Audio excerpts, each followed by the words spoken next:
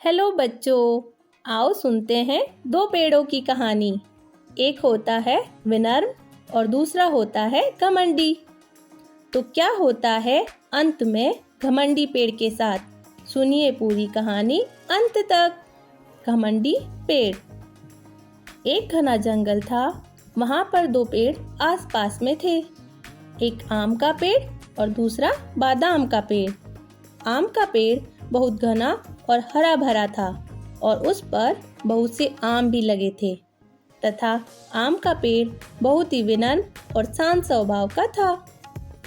वही दूसरी तरफ था बादाम का पेड़। वह भी बहुत लंबा और घना था और उस पर बहुत से बादाम भी लगे थे, परंतु वह बहुत ही गुस्से और घमंडी पेड़ था। कोई भी पंछी घोंसला बनाने आता तो बादाम का पेड़ उन्हें डांट कर भगा देता और बोलता, नहीं बनाना घोंसला मेरी टहनियों पर, मैं तो बहुत मजबूत और घना हूँ। मेरी टहनियाँ बहुत साफ और अच्छी है, तुम घोंसला बनाकर इसे खराब कर दोगी, चली जाओ यहाँ से। बेचारे पंछी जाने लगते। तब आम का पेड़ बोलता, सुनो प्यारे पंछी, आ जाओ, मेरे ऊपर बना लो अपना घोंसला। मुझ पर तुम्हारे घोंसला बनाने से मुझे कोई तकलीफ नहीं होगी। और सारे पंछी आम के पेड़ पर अपना घोंसला बना लेते।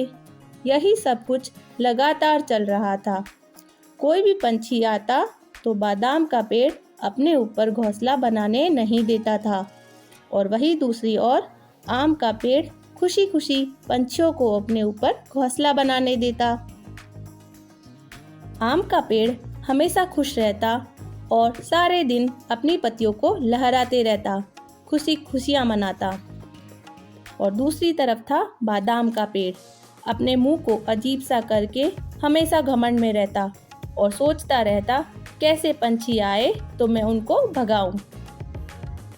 एक दिन क्या होता है, रानी मधुमक्खी अपने झुंड यानी बहुत सारी मधुमक्खियों के साथ आ रही होती है। तब वह दूर से बादाम का पेड़ देखती है और सोचती है, अरे वाह, बादाम का पेड़ कितना अच्छा और घना है, इसकी टहनियाँ भी बहुत मजबूत है। तब रानी मधुमक्खी बादाम के पेड़ के पास जाती है और बोलती है, हेलो प्यारे बादाम भाई, मैं आपकी टहनियों पर मेरा छत्ता बनाना चाहती हूँ मेरी दूसरी मधुमक्खियों के साथ। क्या मैं बना लूँ छत्ता तुम पर? तब बादाम का पेड़ गुस्से में बोलता है, नहीं, तुम मेरे ऊपर अपना छत्ता नहीं बना सकती। तुम सभी पूरे दिन भिन भिन करती रहोगी और तुम्हारे छाते से शहद टपकता रहेगा। मेरी सारी टहनियाँ खराब हो जाएगी। मुझे ये सब बिल्कुल पसंद नहीं, चली जाओ तुम यहाँ से। तब आम का पेड़ बोलता है, बादाम मेरे भाई, तुम मधुमक्खी को अपने ऊपर छत्ता बनाने दो। यही प्रकृति का नियम होता है, एक दूसरे की मदद करना, एक दूसरे को सहारा देना, इसी से अपनी प्रकृति चलती है। तब बादाम का पेड़ बोलता है, बस बस, अब तुम मुझे ज्ञान ना दो। तुम्हें शांत रहना, अच्छा बनना पसंद है, तुम बनो। मुझे यह सब पसंद नहीं, मुझे तो अपनी सुंदर टहनियाँ साफ ही पसंद है। यह सब सुनकर रानी मधुमक्खी को बहुत गुस्सा आता है और वो बोलती है, तुम तो बहुत घमंडी और गंदे हो बादाम के पेड़। तब आम का पेड़ बोलता है, रानी मधुमक्खी, तुम परेशान ना हो, तुम्हारा छत्ता मुझ पर बना लो। मुझे तुम्हारे छत्ता बनाने से कोई दिक्कत नहीं आएगी और जब तुम भिन भिनाओगी तो मुझे बहुत अच्छा लगेगा। रानी मधुमक्खी आम की बात मान जाती है और आम के पेड़ पर अपना छत्ता बना लेती है। कुछ दिनों बाद जंगल में एक लकड़हारा आता है लकड़ियों की खोज में। उसे आम का पेड़ बहुत अच्छा लगता है लकड़ियों के लिए, तो वह जाता है कुल्हाड़ी लेकर आम का पेड़ काटने। तभी लकड़हारा कुछ देखता है और खुद से बोलता है, अरे, आम के पेड़ पर तो इतना बड़ा मधुमक्खी का छत्ता है। यदि मैं थोड़ा भी आम के पेड़ को काटने के लिए कुल्हाड़ी मारूंगा तो यह मधुमक्खी का छत्ता हिल जाएगा और ये सारी मधुमक्खियाँ मेरे पीछे पड़ जाएगी। तो मैं लकड़ियाँ काट ही नहीं पाऊंगा। तभी उसकी नज़र बादाम के पेड़ पर जाती है और वह देखता है कि बादाम का पेड़ तो एकदम साफ है, उस पर तो ना कोई घोंसला है ना ही कोई छत्ता। तब लकड़हारा सोचता है, अरे बादाम का पेड़ तो जल्दी कट जाएगा, मुझे ज़्यादा मेहनत भी नहीं करनी पड़ेगी। यह सोच लकड़हारा अपनी कुल्हाड़ी से बादाम के पेड़ को काटने लगता है। वह जैसे जैसे बादाम के पेड़ को काटता है, बादाम का पेड़ जोर जोर से रोने लगता है। अरे नहीं, मुझे मत काटो, मुझे दर्द हो रहा है। बादाम की आवाज़ सुनकर आम के पेड़ को बहुत दुख होता है और वह रानी मधुमक्खी को आवाज़ देता है और बोलता है, रानी मधुमक्खी, हमें बादाम के पेड़ की मदद करनी चाहिए, वो लकड़हारा उसे काट रहा है।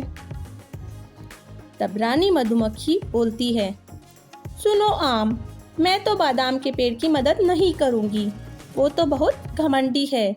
तुमने सुना नहीं था क्या, वह मुझसे कैसे बात कर रहा था? तब आम बोलता है, रानी मधुमक्खी, उस समय उससे गलती हो गई, उसे माफ़ कर दो। अगर वो गलत था और वही गलती हम दोहराएंगे तो उसमें और हम में क्या फ़र्क रह जाएगा? हमें उसकी मदद करनी चाहिए, उसको उसकी गलती का एहसास हो जाएगा। तब रानी मधुमक्खी आम के पेड़ की बात मान जाती है और रानी मधुमक्खी अपने झुंड को साथ ले लकड़हारे पर हमला बोलती है और उसे काटने लगती है। लकड़हारे को बहुत दर्द होता है और दर्द के मारे वह कहराने लगता है तथा अपनी कुल्हाड़ी वहीं छोड़ भाग जाता है। इस तरह बादाम के पेड़ की जान बच जाती है और वह बोलता है, धन्यवाद रानी मधुमक्खी, मेरी जान बचाने के लिए। तब रानी मधुमक्खी बोलती है, धन्यवाद मेरा नहीं, आम के पेड़ का करो, जिसने मुझे समझाया और मैं तैयार हुई तुम्हारी मदद करने के लिए। तब बादाम का पेड़ आम के पेड़ से धन्यवाद बोलता है और माफ़ी मांगता है अपने गंदे व्यवहार के लिए जो वह आम के साथ करता था और दोनों दोस्त बन जाते हैं। अब बादाम का पेड़ भी अपने ऊपर पंछियों को घोंसला बनाने देता है, उनकी मदद करता है। तो प्यारे बच्चों, इस कहानी से हमको यह शिक्षा मिलती है कि हमें कभी भी घमंड नहीं करना चाहिए तथा सभी के साथ प्यार से रहना चाहिए। तो कैसी लगी आपको ये कहानी, मुझे ज़रूर बताना। मिलते हैं फिर एक नई कहानी के साथ। Bye bye.